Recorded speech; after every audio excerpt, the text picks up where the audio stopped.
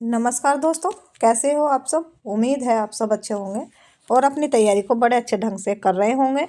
आज हम आपके सामने लेकर आए हैं एक और वीडियो, और ये वीडियो हो जाती है हमारी दंड एवं पुरस्कार व्यवस्था का प्रभावी प्रयोग।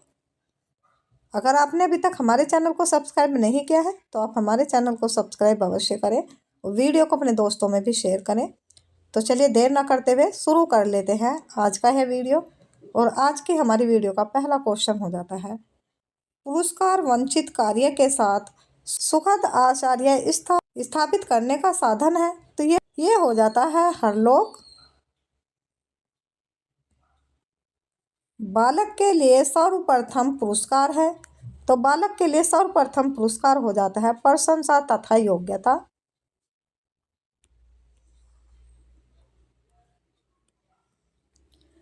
पुरस्कार प्रदान करने के उद्देश्य हैं। पुरस्कार प्रदान करने के उद्देश्य हो जाते हैं, पहला हो जाता है अच्छे कार्य के लिए प्रेरित करना। दूसरा हो जाता है स्वस्थ प्रतिस्पर्धा उत्पन्न करना। और तीसरा हो जाता है कार्यों के प्रति रुचि उत्पन्न करना। सीखने में पुरस्कार का योगदान है, तो सीखने में पुरस्कार का योगदान हो जाता है प्रबल प्रेरक के रूप में। पुरस्कार का लाभ है, तो पुरस्कार का लाभ हो जाता है स्वास्थ्य प्रतिस्पर्धा का विकास करना।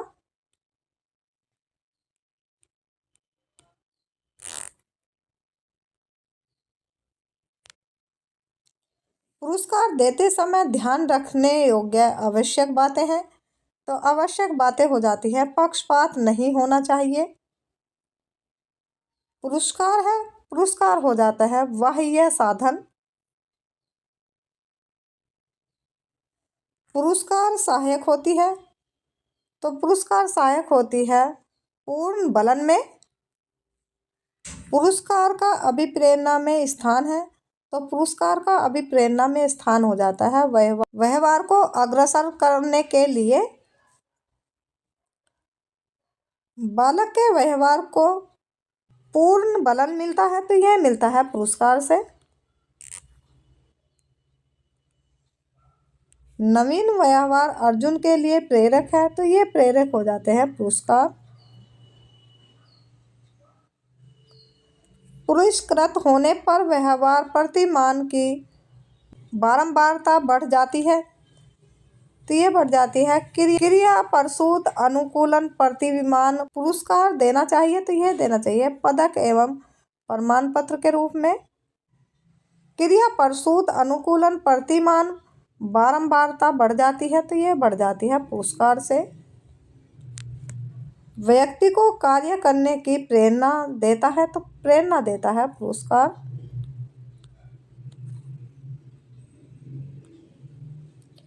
रुचि एवं उत्साह में वृद्धि होती है, तो रुचि एवं उत्साह में वृद्धि होती है पुरस्कार द्वारा। उपलब्धियां या निष्पत्ति बढ़ती है, तो यह बढ़ती है पुरस्कार देने से। थॉर्नडाइक के नियम है, तो ये नियम हो जाते हैं 3। तैयारी का नियम है, तैयारी का नियम हो जाता है थॉर्नडाइक का। अभ्यास का नियम है, तो थॉर्नडाइक का। प्रभाव का नियम है, तो प्रभाव का नियम भी हो जाता है थॉर्नडाइक का। सीखने में तैयारी का नियम पर संबंधित है, तो ये संबंधित हो जाता है पुरस्कार से। पुरस्कार देने से प्रबल होता है, तो यह होता है अभ्यास का नियम।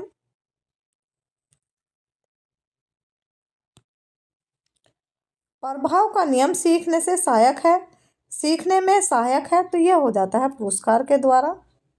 पुरस्कार है, पुरस्कार प्रेरणा प्रदान करने का साधन है। पुरस्कार से बढ़ता जा सकता है, पुरस्कार से बढ़ाया जा सकता है, तो पुरस्कार से बढ़ाया जा सकता है बालक में कार्य करने की क्षमता। शक्तिपुंज चालक या प्रेरणा के रूप में व्यक्ति के व्यवहार को पूर्ण बलित करता है, तो यह करता है पुरस्कार। अच्छे कार्यों की पुनरावृत्ति होती है, तो यह होती है पुरस्कार देने से। पुरस्कार का साधन है, तो पुरस्कार का साधन हो जाता है प्रशंसा, पदक, उपाधि। अभिकीर्तम अनुदेशी प्रभावी होता है, तो यह होता है पुरस्कार द्वारा। अभिकीर्तिम अनुदेशन के प्रतिपादक हैं तो ये प्रतिपादक हो जाते हैं स्कैनर। अभिकीर्तिम अनुदेशन का अर्थ है तो अनुदेशन का अर्थ हो जाता है कर्म से सीखना। अभिकीर्तिम अनुदेशन में पुरस्कार मिलता है तो ये पुरस्कार मिलता है उत्तर के रूप में। अभिकीर्तिम अनुदेशन में पुरस्कार से वृद्धि होती है तो ये वृद्धि होती है छात्र के कार्य करने की क्षमता का।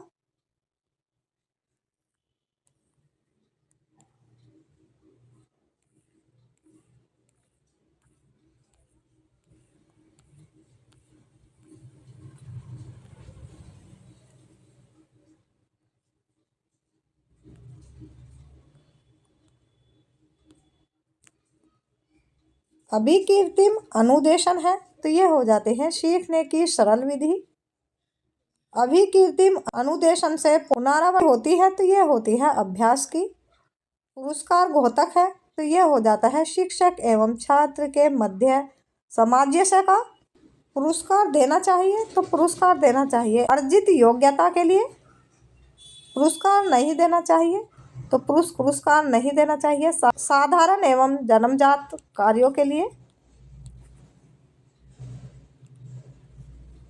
विद्यालय में पुरस्कार देने का उद्देश्य है तो विद्यालय में पुरस्कार देने का उद्देश्य हो जाता है अनुशासन की स्थापना। बालक की सार्वजनिक प्रशंसा है तो यह हो जाती है पुरस्कार। पुरस्कार देते समय होना चाहिए पूर्ण ग्रह रहित होना चाहिए। दंड एक साधन है जिसके द्वारा वांछनीय कार्य के साथ दुखद भावना को संबंधित करके उसको दूर करने का प्रयास किया जाता है, यह कथन है। तो यह कथन हो जाता है थॉमसन महोदय का। दंड के उद्देश्य हैं तो दंड के उद्देश्य हो जाते हैं प्रतिरोधक उद्देश्य, दूसरा हो जाता है सुधारात्मक उद्देश्य और तीसरा हो जाता है परिणाम का बोध कराने का उद्देश्य। सुधारात्मक उद्देश्य क्या है तो सुधारात्मक उद्देश्य हो जाता है अवांछनीय कार्य में सुधार करना। प्रतिरोधकात्मक उद्देश्य क्या है तो यह हो जाता है अवांछनीय कार्य को रोकना।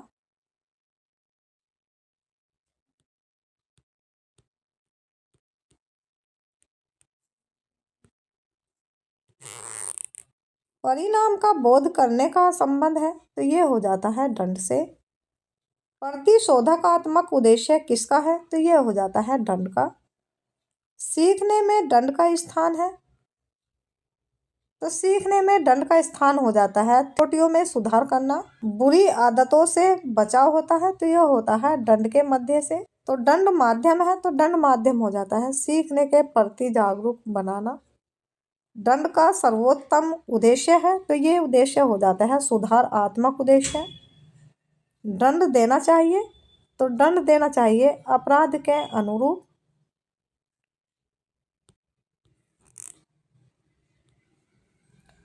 दंड के समय अध्यापक को रहना चाहिए तो दंड के समय अध्यापक को रहना चाहिए गंभीर मुद्रा में। बालक को नहीं देना चाहिए तो बालक को नहीं देना चाहिए कठोर एवं दमनात्मक दंड। दंड एक प्रकार की सामाजिक निंदा है और इसमें आवश्यक नहीं है कि पीड़ा या कष्ट सम्मिलित हो, यह कथन है। तो ये कथन हो जाता है सेथना महोदय का। वर्तमान प्रवेश में दंड है तो यह हो जाता है सुधारात्मक विद्वान। दंड से लाभ है तो दंड से लाभ हो जाता है पहला हो जाता है त्रुटियों में सुधार, दूसरा हो जाता है बुरी आदत छुड़ाने में सहायक, तीसरा हो जाता है अनुशासन स्थापना में सहायक। दंड से हानियां है तो दंड से हानियां हो जाती है पहली हो जाती है प्रतिशोध की भावना का विकास, दूसरा हो जाता है व्यवहार पर विपरीत प्रभाव डालना और तीसरा हो जाता है संवेदनात्मक अनुसंतुलन। दंड देने से विकसित होता है तो दंड देने से विकसित होता है प्रतिशोध की भावना।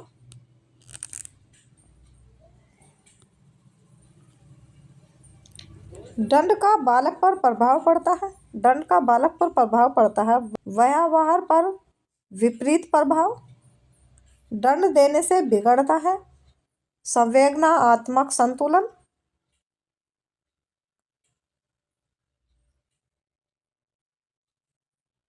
दंड से बालक त्याग करता है। तो दंड से बालक त्याग करता है वांछनीय कार्य का। दंड से बालक प्रेरित होता है। तो दंड से बालक प्रेरित होता है अनवांछित व्यवहार का त्याग करने के लिए। दंड मुक्त हो बचपन लोगों है तो यह हो जाता है शिक्षा के आधार का। शिक्षा का अधिकार कानून लागू हुआ तो यह हुआ 1 अप्रैल 2010 से। दंड मुक्त शिक्षा का उद्देश्य है। दंड मुक्त शिक्षा का उद्देश्य हो जाता है बालक पाठशाला त्यागी न हो। दंड प्रबलक है तो दंड प्रबलक हो जाता है नकारात्मक। क्रोध की स्थिति में दंड देने पर बालक पाठशाला से पलायन कर जाते हैं। बालक पाठशाला त्यागी हो जाते हैं। दमनात्मक दंड देने से प्रभाव होता है अध्यापक के प्रति दुर्भावना उत्पन्न होती है। परिणाम स्थायी तो होती है तो यह होती है कठोर दंड देने से। बालक का उद्देश्य समाप्त हो जाता है। दंड आवश्यक है तो दंड आवश्यक हो जाता है बालक के प्रगति में। अपराध को रोका जा सकता है तो रोका जा सकता है दंड के माध्यम से। किशोर अपचार अपराध की उम्र है तो यह हो जाती है 7 से 17 वर्ष। 7 से 17 वर्ष तक किशोर में अपराध करने की भावना अधिक रहती है। दंड से तो दंड से क्या होता है दंड हो जाता है बालक अभिप्रिय अनुभूति को जोड़ता है। विद्यालय में अनुशासन बनाए रखने के लिए आवश्यक है तो यह आवश्यक है दंड। पुरस्कार एवं दंड में समानता है तो यह हो जाती है दोनों का एक उद्देश्य होना। दंड है तो दंड हो जाता है बाह्य प्रेरक। अपराध के कारक हैं। अपराध के कारक हो जाते हैं संवेगात्मक असंतुलन। बाल अपराध रोकने का उपाय है तो बाल अपराध रोकने का उपाय हो जाता है किशोर गृह का रखना। किशोर गृह में रखना। व्यक्तिगत परिवार कारक है तो ये हो जाते हैं अपराध बढ़ाने में। बालक पर सर्वाधिक प्रभाव होता है तो यह होता है माता पिता का। माता पिता का चरित्र होना चाहिए तो माता पिता का चरित्र होना चाहिए उत्तम एवं आदर्श। बालक अनुकरण करता है तो यह करता है माता पिता का। उत्तर प्रदेश में मंडलों की संख्या है तो उत्तर प्रदेश में मंडलों की संख्या हो जाती है 18। उत्तर प्रदेश में जिलों की संख्या है तो उत्तर प्रदेश में जिलों की संख्या हो जाती है 75। उत्तर प्रदेश में नगर निगमों की संख्या है तो नगर निगमों की संख्या हो जाती है उत्तर प्रदेश में 17।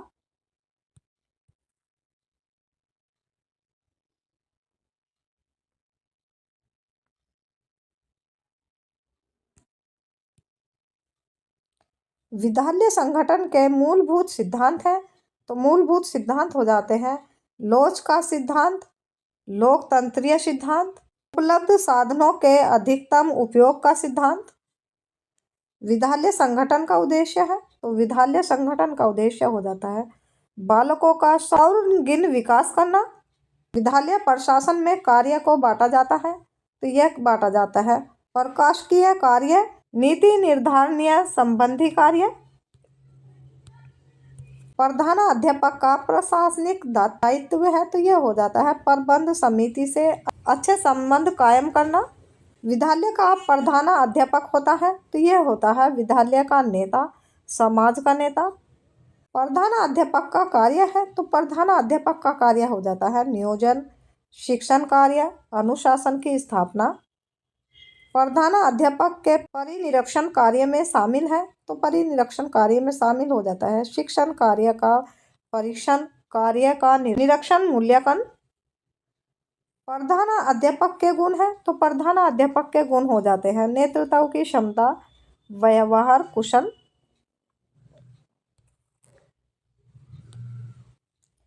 प्रधानाध्यापक में गुण होने चाहिए, तो प्रधानाध्यापक में गुण होने चाहिए व्यक्तिक गुण, व्यावसायिक गुण, प्रशासनिक गुण। अध्यापक राष्ट्रीय और भाग्य निर्णायक होते हैं, यह कथन है, तो कथन हो जाता है हुमायूं कबीर का।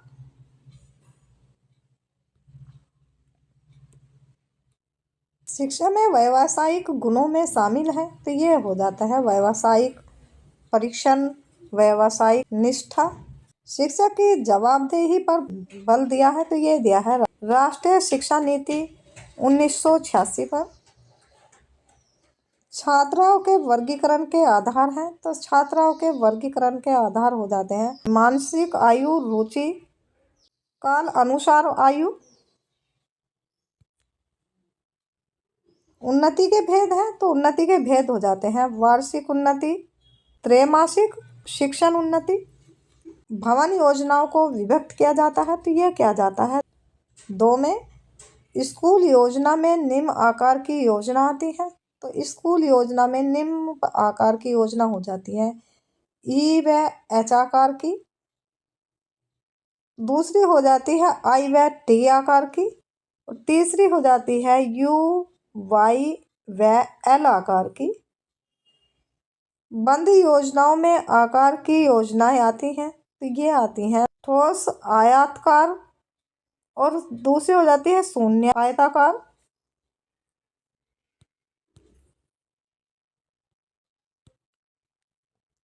विद्यालय की स्थिति स्थान पर होनी चाहिए, तो ये होनी चाहिए ऐसा स्थान जहाँ की जलवायु व भूमि न तो अधिक शुष्क हो और न ही अधिक नम। ऋणात्मक स्थिति में कुर्सी की स्थिति होती है, तो ये होती है डेस्क के नीचे घुसी हुई। कुर्सी की सीट की गहराई होनी चाहिए, तो ये होनी चाहिए 3/8 इंच। कक्षा में सीटों की अवस्था की जा सकती है, ये की जा सकती है क्षैतिज रूप में, शीर्षात्मक रूप में, और दूसरी हो जाती है वर्धगोलाकार ढंग से। म्यूजियम शब्द की उत्पत्ति यूनानी शब्द म्यूजेस से मानी जाती है, इसका अर्थ हो जाता है कला, संगीत व विज्ञान आदि का प्रतिनिधित्व करने वाली यूनान की देवियाँ। संग्रहालय का अर्थ है महत्वपूर्ण वस्तुओं का, तो ये हो जाता है संग्रहालय कक्ष, प्रदर्शन कक्ष, और ये हो जाता है सूचना कक्ष। तकनीक एवं व्यावसायिक कौशलों के विकास के लिए सबसे उपयुक्त स्थल है, तो ये हो जाता है वर्कशॉप या कार्यशाला। प्रयोगशाला द्वारा विषय विशेषण के लिए वातावरण तैयार किया जाता है, तो यह किया जाता है उपयुक्त एवं अनुकूल व्यावहारिक कार्यों हेतु प्रभावी एवं अनुसंधानात्मक प्रवृत्ति के विकास हेतु। लाइब्रेरी शब्द की उत्पत्ति मानी जाती है, तो यह मानी जाती है लैटिन शब्द लाइब्रेरी से। पुस्तकालय के अधिकाधिक उपयोग का प्रोत्साहित करने हेतु कदम उठाए जाए। पुस्तकालय दिवस मनाए जाए। पुस्तकों की विषयानुसार प्रदर्शनी लगाई जाए। सूचना पट पर पुस्तकों के मुख्य पत्र, उन निरीक्षण अध्ययन सामग्री की सूची प्रस्तुत की जाए। पुस्तकालय अध्यक्ष के गुण होने चाहिए, तो ये होने चाहिए चतुराई, मिलनसार, उत्साह। खेल के मैदान में तथा छात्रावास में बालक एक दूसरे से जो पाठ सीखते हैं वे विद्यालय से सीखे गए पाठों में से 100 गुणों अधिक उपयोगी होता है, यह कथन है, तो यह कथन हो जाते हैं जीन जोकिवस रूसो का। छात्रीय अध्यक्ष में गुण होना चाहिए, तो ये गुण होना चाहिए कौशल, संगठन, न्यायप्रियता, नेतृत्व करने की क्षमता।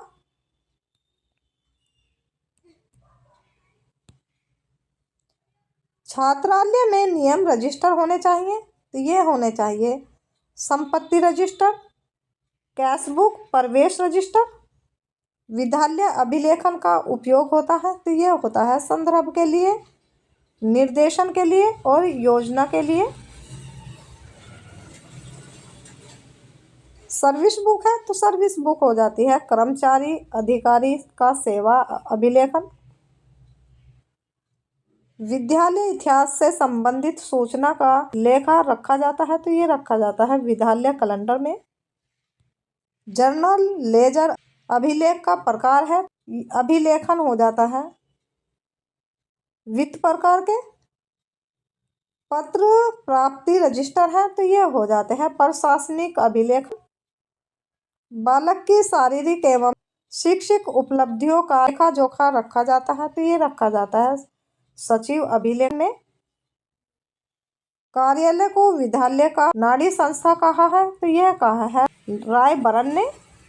तो चलिए दोस्तों, आज का वीडियो यहीं समाप्त करते हैं। कल फिर मिलेंगे एक नई वीडियो के साथ। तब तक के लिए नमस्कार, जय हिंद।